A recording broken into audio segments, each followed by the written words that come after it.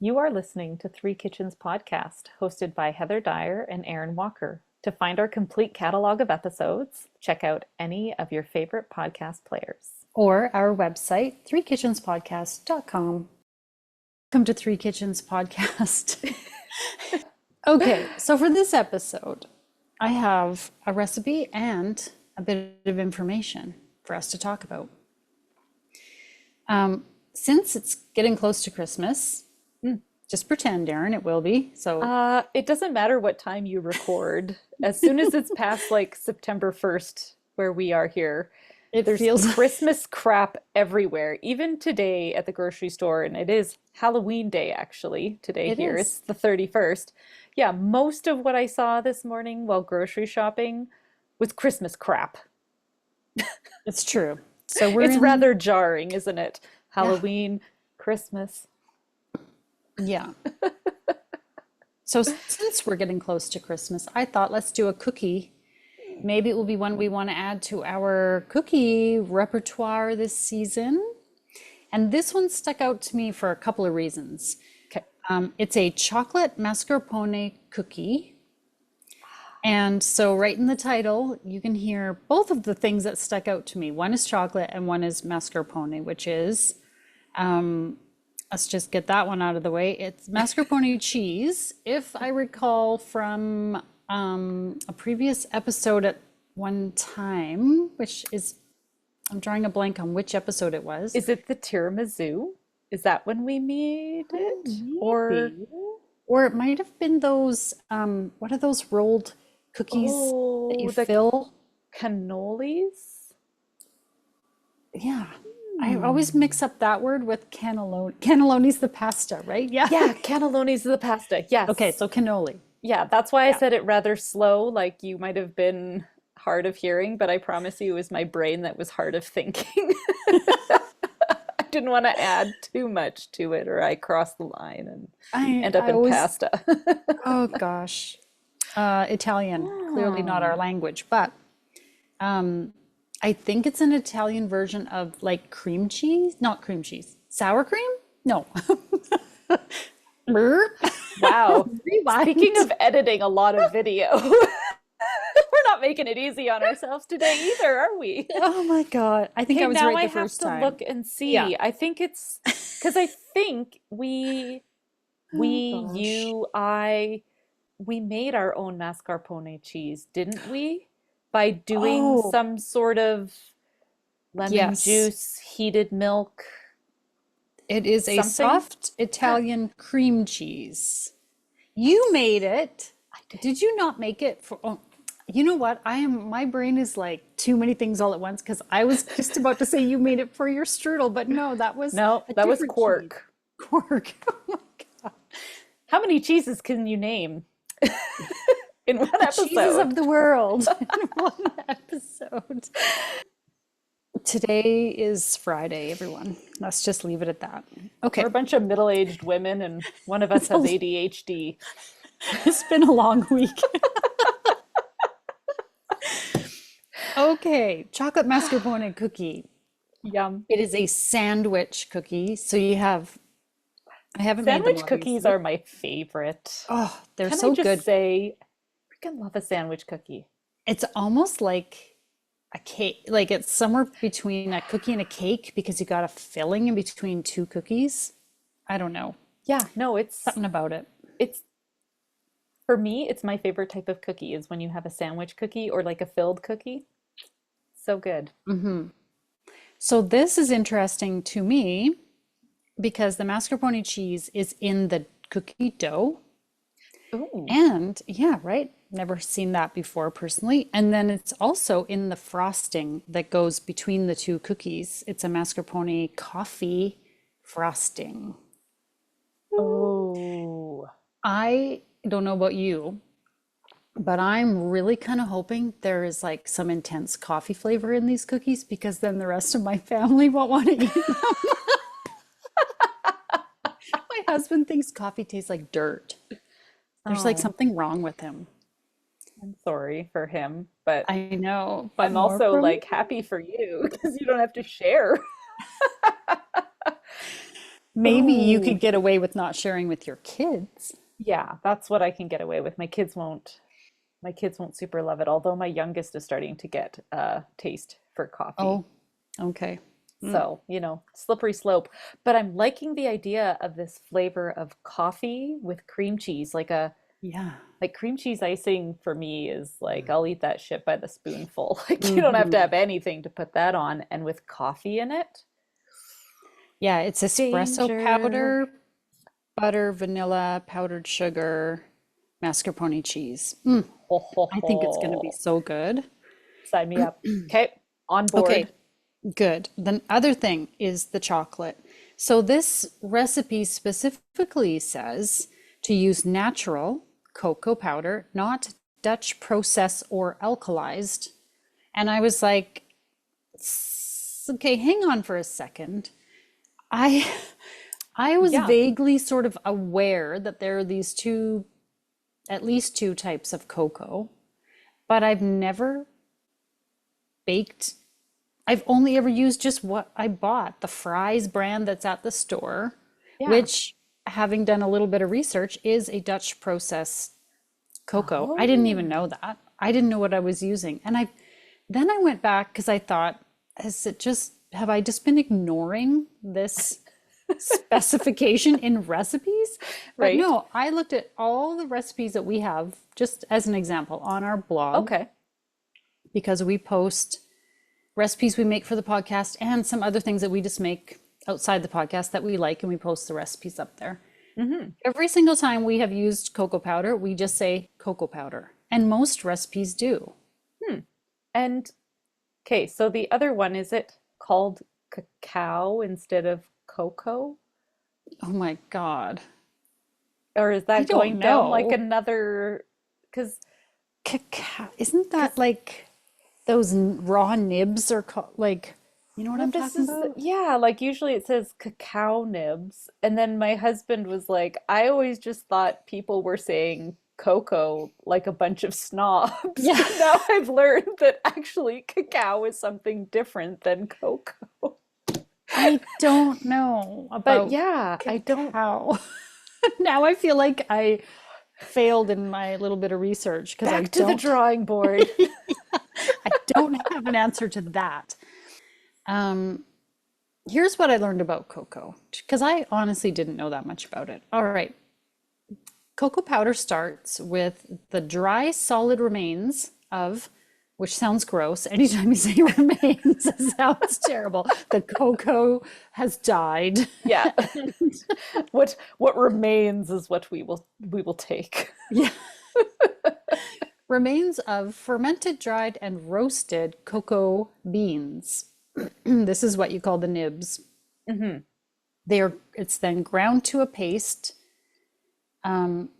which is essentially unsweetened chocolate. Yeah. And then that paste is pressed to remove most of its fat, which is the cocoa butter, Yeah. and the remaining partially defatted mass. This all sounds so gross. This sounds so sciencey. It's great, Heather. I love it. Keep talking. I am speaking your love language. Okay. The remaining partially defatted mass is finely ground, and that's your natural cocoa powder. Okay. Okay. So that's what's called for in this cookie recipe is natural. Natural So, cocoa powder. so I'm gonna make a guess that that's the cacao. Oh gosh, I should be calling it cacao? So maybe you're supposed to call it. I once upon a time I took a tour at like one of those chocolate plantations in a tropical country, clearly not Hmm. where we live. And they had the whole process like you just described, and it was fascinating. And we got to have some of the like raw chocolate at the same time. It was actually super delicious. Oh, Like okay. if you like a dark chocolate or a bitter Hmm. chocolate, this was really good. It was very tasty. So Mm, I'm gonna hedge my bets that what you're okay. describing is cacao powder. Just, I'm gonna continue saying cocoa just because I don't think I can. honestly say cacao in the middle of a sentence. This feels like a bird. Cacao. Oh my God. Okay. I just had an espresso as we were chatting before this, and I feel like it's kicking in. Okay. Can Okay. I tell you a joke? Yes. Do you know what the call of the Fakawi bird is? Fuck off!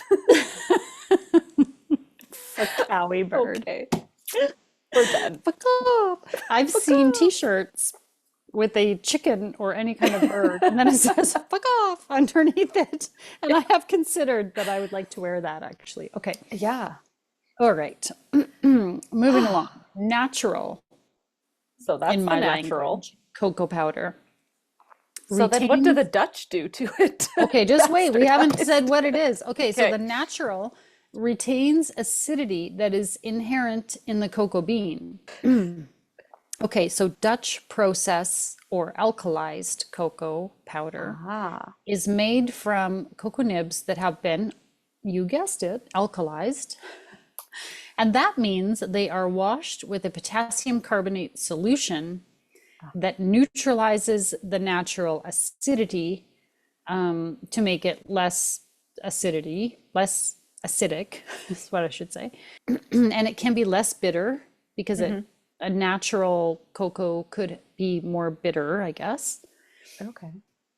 Does it make a difference which of these you use? Because I was like, okay, why specifically in this chocolate mascarpone cookie recipe are we using natural, not Dutch process? And when I read the notes in the recipe, it said she had tried them both. The blogger had tried them both, and this was the superior cookie using natural cocoa. So, what I learned, if I a don't see why recipe, not. Like, to me, like something natural, like unprocessed.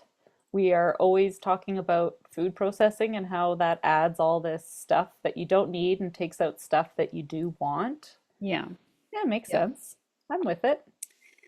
So, if a recipe relies on chemical leaveners like baking powder or baking soda, things like cake or cookies and quick breads, Hmm. it is written in such a way that the natural acids and bases in the ingredients balance each other out so that the dough will rise. Okay, Okay, Miss Science, does that make sense? gotcha. Okay, she's like, check. Okay, if a cake or cookie recipe only calls for baking soda, it likely uses acidic natural cocoa because Or that will it balance, should. or it should, exactly, because they're never written that way. No. Or if it uses baking powder, it should use Dutch processed cocoa because you're then balancing the Ah, okay. leavening ingredients, apparently.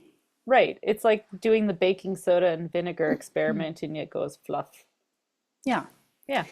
So if a recipe calls for both, then it says here, you'll need to follow the recipe to get the proper balance of acid and alkaline. Well, yes, we know we follow the recipe. That's why baking is a science. Mm. Recipes that use baking powder will likely rise regardless of tweaking, but not as well. It's best to stick to the cocoa the recipe calls for. I'm like, well, okay. I don't know if that all fully helped me determine. Let's say I have in my pantry both types of cocoa powder and the recipe just says cocoa. So I look at the rest of the ingredients and try to balance out to determine which one I should be using. I'm still feeling a little confused. So if I'm understanding from what you said, if we use the Dutch processed, what we typically get in our yellow can with a red lid, Mhm. that's a more basic because it's been Dutch. processed with Yes. an alkaline. It had that word in it, alkaline? It is alkalized to reduce Alkalized. acidity. There we go. Yeah. So then we would want something that's acidic to react to make the rising happen. So which one's the acid? The sodium, the baking soda, or the baking powder? I think it's the powder. I think it's the powder Yeah. too. So then you would only want to use that to balance it? I guess because it does say if it only calls for baking powder, you should use Dutch processed cocoa. Okay. Less acid. Yeah. Yeah. Okay. Okay. Well, I don't know if that's helpful to anyone out there listening. I mean, I hope it is, but Sometimes you go down these rabbit holes and you end up with more confusion than anything. Well, I am excited about cookies A with new cookie cocoa. that we haven't tried, a sandwich cookie. So Mm, these are going to be, if I'm imagining in my head, the cookie part is going to be softer, more like a cake cookie, like I almost think so. like a whoopie, You know what? I when you make like a whoopie pie and it's almost like a Yeah, it yeah. Scoop them, roll them into balls, um, and bake for 9 minutes until cookies are uniformly flat, but just beginning to firm around the edges. Centers will still be slightly soft. Mm. So it's hard to know exactly how soft Yeah, because you're starting with a ball. So how it'll much is it depend going on the to texture spread of and your dough Mhm. and yeah, like a lot of things. But if there's like that mascarpone cheese in there, and I think it's going I to be think this is going soft. to be soft. Yeah. Yeah. It just they look delish. Really delicious, rich, super flavorful chocolate with like the cream cheese and the coffee. Nobody's getting any of these but me. Me and you, Heather. Well, now I think we need to test all possible combinations and we need to have a very rigorous um, experimental design drawn up now that involves a lot of cookies. I think there needs to be spreadsheets and probably Yes. some pie graphs Ooh. or Venn Hmm. diagram. I don't even know what that is. We better stop. Just stop. And cut. Time for Heather to stop talking about shit she doesn't know anything about.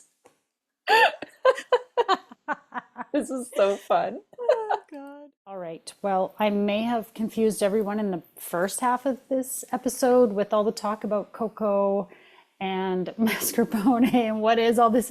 We had a we had a fun little time. We were having a moment there Yeah. on the topic. But I will not confuse you with baking these cookies because it's pretty straightforward, Okay. especially the cookies. It's one bowl. Oh, Get out your yes. kitchen scale and your mixing bowl and just weigh as you go. Add in, clear the scale, add in. Love it. I love when that's possible with a Mm, recipe. no kidding. Okay. Yeah, makes it so simple. Okay, so you're going to first put into the bowl melted butter, brown sugar, cocoa powder, and vanilla extract. And you're just going to weigh each as you go and mix it until it's combined. Add an egg, mix again, add your chilled mascarpone cheese Oh, and yum. stir until, and I just did all of this with a spoon and my bowl. You Yeah. don't need to put it on the mixer. You're going to stir it until no white streaks are visible. So you've put your white cheese in there, now mix it all in. Then add flour, baking soda, baking powder, and salt. Stir until just combined. Now, I had salted butter Mm. because I don't know. It's such a crapshoot when you go to the grocery store. It's like, what are they going to have today? Salted or unsalted? Is one better price than the other? It's Sometimes all you about the only, price. well, and sometimes there's only one option. It's like, Exactly. so anyway, I had only had salted, so Yeah. I just left out the salt when I put in my dry ingredients. Um, okay, so mix that all together. Cover your bowl with a tea towel, pop it in the fridge, and leave it for at least 30 minutes just to set the dough so that you can make balls with it. Okay. Okay, so with your rack in the center of the oven at 350 Fahrenheit, you're just going to use a scoop. You're looking for, she even gives weight for the scoops if you want, 16-gram leveled or 1 tablespoon cookie scoop. Perfect. That's what I had. And 11 to the tray. So 4, 4, 3 in the middle. Does that make sense? Okay. Yep. So you can Gotcha. fit quite a few cookies, but you do have to be careful because they'll spread, which is why it's sort of specific. Okay. Yeah, that makes sense. I like the specificity in this because sometimes you're like, oh boy, what's going to happen? And you don't really know. And the important thing, the reason you want to measure it or use a scoop and be consistent is because this is a sandwich cookie, so you want them all to match up. You want them to be this roughly the same size, Yeah. right? Yeah, so what I did was scoop them all on and then took each one and gave it a quick little roll in my hand to form a ball so they weren't kind of funny shapes. Hmm. Bake it for 9 minutes until they're just starting to look like they're firming up around the edge. Okay. The center will be slightly soft. Take them out. And then, depending on how the shapes look, if Hmm. you want them a little more round, you can do that thing where you put a glass over top, a circular glass over top of the cookie, and kind of, Okay. if you're watching the video, you see my hand doing this. You You kind like, of push the edges a little bit gently so that they go back to a circular shape if they've kind of morphed. okay. Yes, I've seen this recently with something, and I was like, oh, that's brilliant. Yeah, What a I know. good I've never idea. bothered really, but I think when you want them to look nice and match up as a sandwich, it's nice if a couple of them have kind of wonky edges, just put that glass there and push them while do it while they're hot, Hmm. obviously. If they cool, they're not going to push around True. anymore. Cool for 10 minutes on the baking sheet, then put them on the cooling rack and continue with the rest of the cookies. I told you easy, so easy, I right? like that. One bowl, minimal utensils and scoops and cups and whatnot. Weigh everything, Yeah. mix it with the spoon. So easy. Love it. Especially since we're entering Christmas baking season. Hmm. And I don't know about you, but I'm going to have more than one dough on the go. And if I can have one of these that I can hand bomb while my mixer does the ones that I can't, because I often like to prepare all of my doughs or batters one day and then bake either the next day or later so that I kind of get like step one and then step two. And if I'm not using all my cookie scoops and I'm not using all, Yeah, brilliant, brilliant. I love that type of baking. good point. Okay. So then when they're all cool, you're going to do your coffee mascarpone frosting. The best part of this cookie, I will say. I mean, just the plain cookies themselves, I had like one extra. You know, when you count them up to see how many sandwich cookies you can do. I had one left, and I was like, my husband and I split it to Aw. try it. Very tasty, even just on their own, if you don't want to do the sandwich part. But if you do, it's like next level. Mhm. Okay. Um, so you're going to start by measuring vanilla. Of course, in the write up, it doesn't tell me how much. Just a second. 2 teaspoons of vanilla extract. In a little bowl, you're going to mix in a tablespoon of instant espresso powder. I don't know Hmm. why it needs, I didn't worry about it being instant. What I used was just espresso powder. Seemed fine. I don't know what instant espresso powder is, so I don't know. I mean, isn't it? I have been known to just, because I only just have coffee beans now in my house, I just put them in my grinder and just grind until they're like a powder. And then I'm like, oh, good enough. Yeah, what you want is a strong coffee, a strong ground, finely ground coffee. Yeah, That yeah. makes sense? Yeah. Yeah, and you don't want it too grainy or you end up with the bits in your teeth when you're Well, done. I think mine was a little grainy, but I Mm. think it was good. It was still good. I've And you're made gonna worse, more grainy ones in different oh, things where I'm like, oh, I really could have ground this more. So no, I think you were safe. okay, good. Um, you're gonna mix that into the vanilla to try to dissolve it as much as you can. I like this. I know. So then, Mm. oh, the smell of that little bowl of vanilla and coffee was so good. I was like, oh yeah, we're on to it already. Set that aside. And then we're going to turn this into an icing. Mm. Okay. So you have Now you're going to get out your stand mixer with your bowl and the whisk attachment. Put in butter, which was 150 grams, and whip it up to kind of get it going nice and smooth if you can. Just hope that your kitchen's not cold, like mine always is this time of year. I was like, oh, I couldn't get that butter like the right texture. Like it took forever to like get it going, when you're trying to Oh, yeah. cream it a little bit. And I was like, oh, this is gonna be terrible.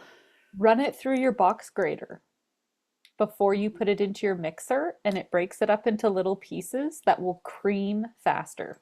Oh, Because I live in the kitchen that is also cold. So good tip. that's my magic hack. Everyone follow Erin's magic hack. Or swear at your stand mixer if it makes you feel Oh, better too. I mean, that's I was just totally like, legit. come on. Okay, then you're putting in powdered sugar and salt and vanilla, the vanilla mixture with the coffee. Ooh, okay. And with and then you're going to beat that on medium for a few minutes until it's light and fluffy. Hopefully it gets light and fluffy. Mine was a little, when it looks a little, Dense and curdly. yeah, curdly looking and you're thinking like this is never going to come together. Yeah. And then put the mixer on low, add your mascarpone cheese, Okay. which is 75 grams, and Oh, then okay. mix it on high for about 10 to 20 seconds. You're just like kind of whipping it into there. You don't Oh, want to okay. overmix. Apparently, then it could curdle. I'm like, well, my thing already looks curdly. I don't really know what I'm looking for here. It actually came together with the cheese Okay. better than it had been without. So anyway, just don't overmix, I guess. Okay. All right. So then put that frosting into a piping bag with a large tip. Okay. It says here the Wilton 1A tip. I honestly use a big freezer bag, Ziploc bag, brand new, not like one that I've had other stuff in. I use them, reuse them, and wash them for Yeah. years. So I used a brand new one and I just cut the corner so I had a fairly big hole in the corner of my bag. And then you're going to pipe a generous tablespoon size amount Okay. onto one cookie, put another cookie on top. I kind of did a little squishy with the two to try to spread it a little bit evenly. It got better as I went. The first few, the icing was cold, right? You're putting that mascarpone in cold. Yeah.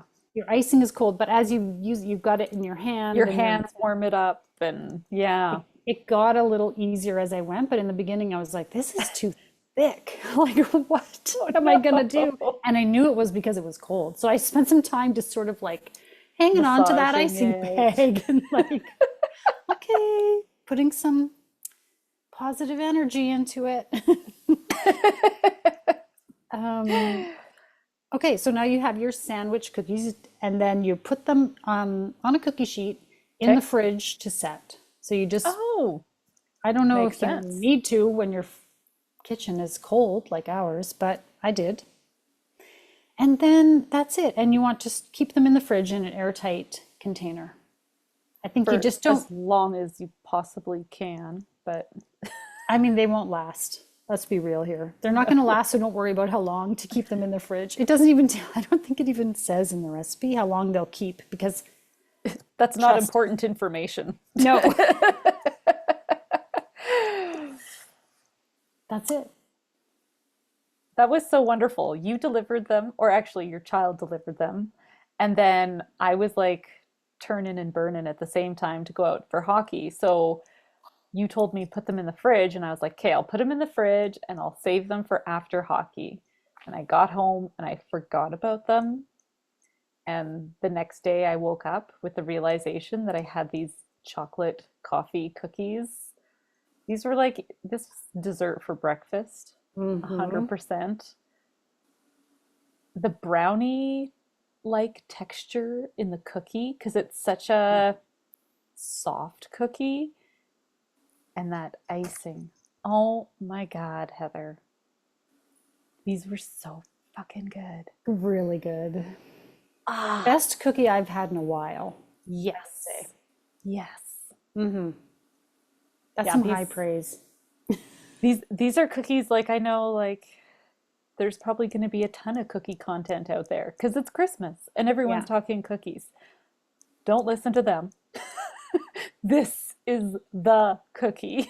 Don't sleep on this one, folks. Don't miss out. You need to add it to your menu for your baking, Christmas baking this. And And even if if you you, just make this for yourself, true. so that it gives you that little punch of energy and enjoyment, so that you can make cookies for everybody else, these ones just keep for you. Don't even share. That is such a This is the great cookie to be idea. selfish with. It will keep you fueled and energized. But if you do want to share some, if you have a coffee lover in your life, Oh, yeah. perfect gift. They're going to be like, "What is this? Where did you buy these amazing cookies?" They'll say.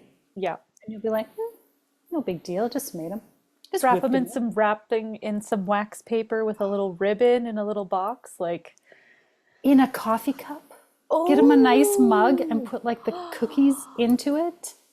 Teacher gift. Heather. Oh, I might just be doing the Teacher teacher gift. gift Well, it this depends year. on if I like my teachers by the end of this semester. We'll see. Well, I And haven't now really for the met them fine yet, print. Links given to the recipes and other things we circumstances, talked but about in this anyway. episode Yeah, you can better be be good found in the show teachers. notes or on Only our certain website, teachers will get these. Oh, these are- This isn't for your run-of-the-mill te- www.freekitchenspodcast.com. No, I'm Come just say joking. hello on Instagram, Facebook, Threads, YouTube, and TikTok. We'd love to connect. And if you enjoy the show, pass it on. Word of mouth is the #1 way people learn about new podcasts. Thank you so much for listening.